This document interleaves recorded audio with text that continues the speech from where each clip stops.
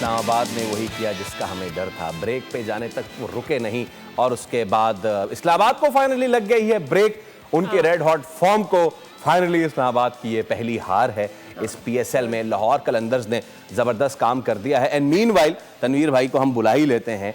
आज हुआ ये कि जब दो खिलाड़ी आउट हो गए थे तो फिर ये हुआ कि इस्लामाबाद ने आज आजम खान को भेजा कि आजम आज तुम हमारे लिए काम करोगे।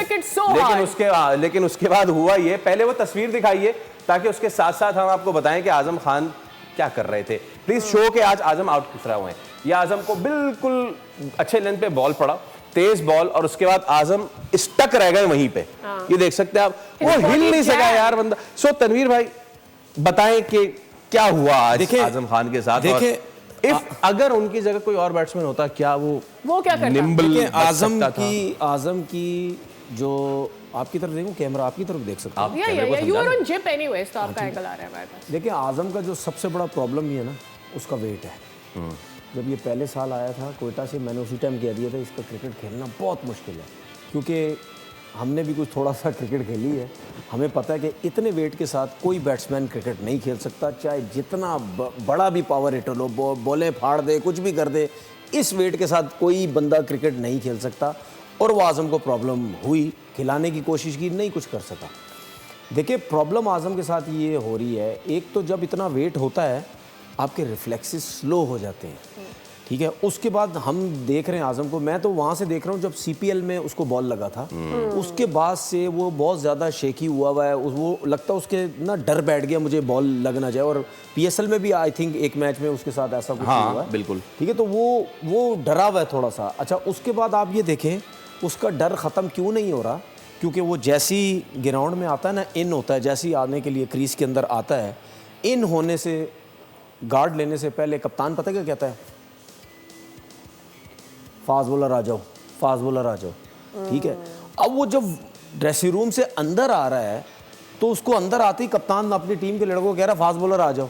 इसका मतलब क्या है कि वो रखेगा सिर्फ यहाँ पे आप, ठीक है।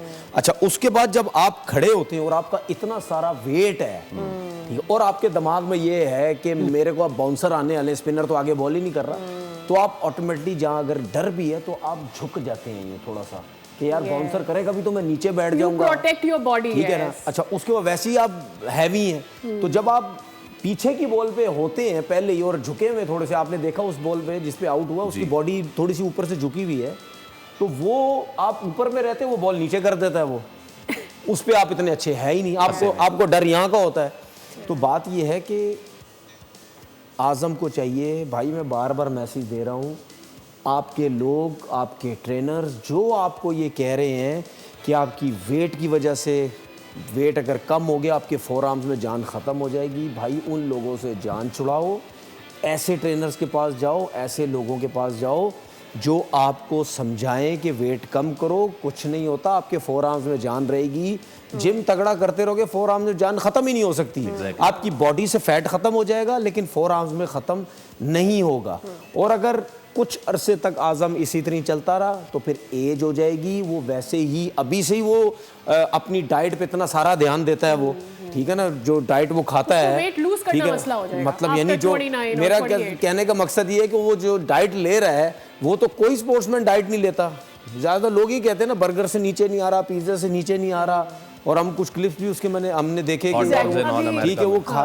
तो भाई बात ये है कि आपको अगर ये सब कंट्रोल करना है, अब आजम जो है ना, ये जो लोग कहते थे ना कि स्पिनर्स पे स्ट्राइक रेट 170 का 180 का, भाई आप भूल जाएं। अब आपके अपने पीएसएल के अंदर सबको पता चल गया है, जैसे ही वो आता है, ठीक है, फास्ट बॉलर लेके आ जाओ, स्पिनर्स पे नहीं। अब आप ये देखो कि वो स्पिनर्स पे भी स्ट्रगल कर रहा है। स्पिनर्स पे भी क्यों?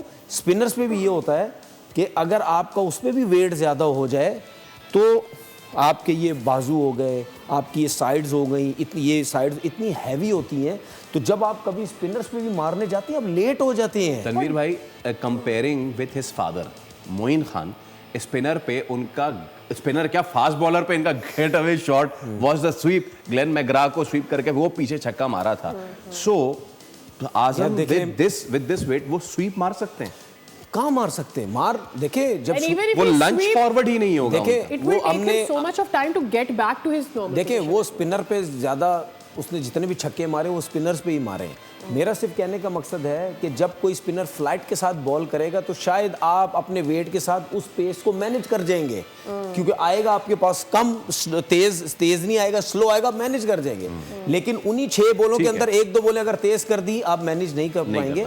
तो बात यह है कि भाई हम मोइन भाई के साथ भी खेलें, वो जितनी ट्रेनिंग करते थे उल्टा हमें भी कहते थे यार ट्रेनिंग करो ट्रेनिंग करो ट्रेनिंग करो। तो ये सब चीजें देखते हुए मुझे समझ नहीं आती कि मैं आपको एक वाकया आजम क्यों अपना वेट कम नहीं कर रहा। भाई Back ठीक है, in तो आप 2011 तनवीर भाई को बैठने exactly दें। back in फिर आप आगे 2011 or बैठ दें 12 भाई।